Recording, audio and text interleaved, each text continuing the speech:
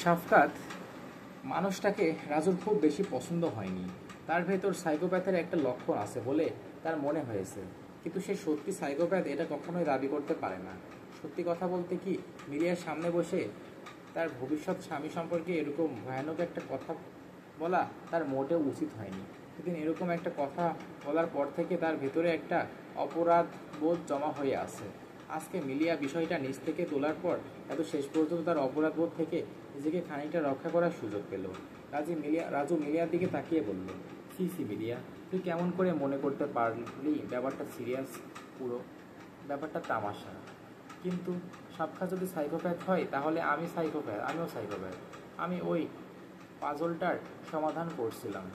কথাটা সত্যি নয়, কিন্তু মিলিয়াকে সান্ত্বনা দেওয়ার জন্য একটু মিথ্যা কথা বলা যেতেই পারে। রাজু দেখল মিলিয়ার মুখটা একটু সহজ হলো। বিষয়টা নিশ্চয় তাকে দুর্ভাবনায় ফেলে দিয়েছিল।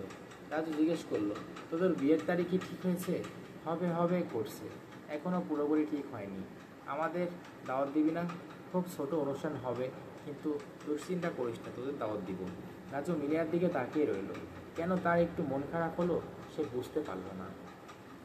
2 দিন পর রাজু ক্যাম্পাসে গিয়ে দেখলো তাদের ক্লাসের ছেলেমেয়েদেরকে মাঝে মৃদু উত্তেজনা, একজনের হাতে একটা বিয়ের কার্ড। সবাই সেটি আগ্রহ নিয়ে দেখছে।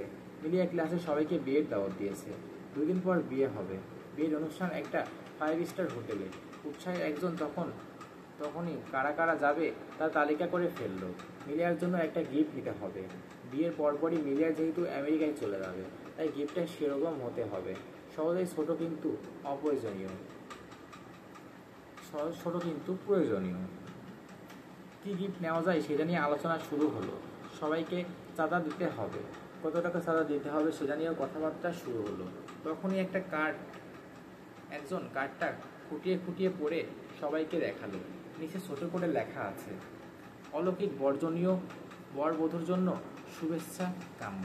কেউ প্রকাশ করলো না, কিন্তু সবাই হাত ছেড়ে বাঁচল। রাজু সত্যি বিয়েতে যাবে কিনা বুঝতে পারল না। 5 স্টার হোটেলে যখন বিয়ের অনুষ্ঠান হয়, তখন সেখানে যে ধরনের মানুষেরা থাকে তাদের মাঝে সে সব হিসাবে বিয়ে মানান। মিলিয়ার সাথে যে তার খুব ঘনিষ্ঠতা সেটাও সত্যি নয়। ইদানিং প্রায় হঠাৎ করে একটুখানি ঘনিষ্ঠতা হয়ে গেছে। সেটিও তার নিজের কারণে নয়, মিলিয়ার খেয়ালিপনার জন্য। সে যদি না যায় তাহলে মিলিয়া আলাদা করে সেটা হয়তো লক্ষ্য করবে না। তবে শেষ পর্যন্ত রাজু বিয়েতে হাজির হলো। নিজের পোশাক নিয়ে তার একটু সংশয় ছিল, কিন্তু দেখা গেল সেটা আলাদা কোনো বিষয় হলো না।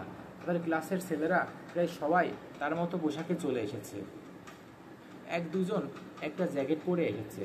তাদের মাঝে যে ছেলেটা একটি নির্বোধ ধরনের, সে একটি বিদঘুটে টাই লাগিয়ে এসেছে। তবে মেয়েদের কথা আলাদা, তারা সবাই সেজে ফুলপরি হয়ে এসেছে।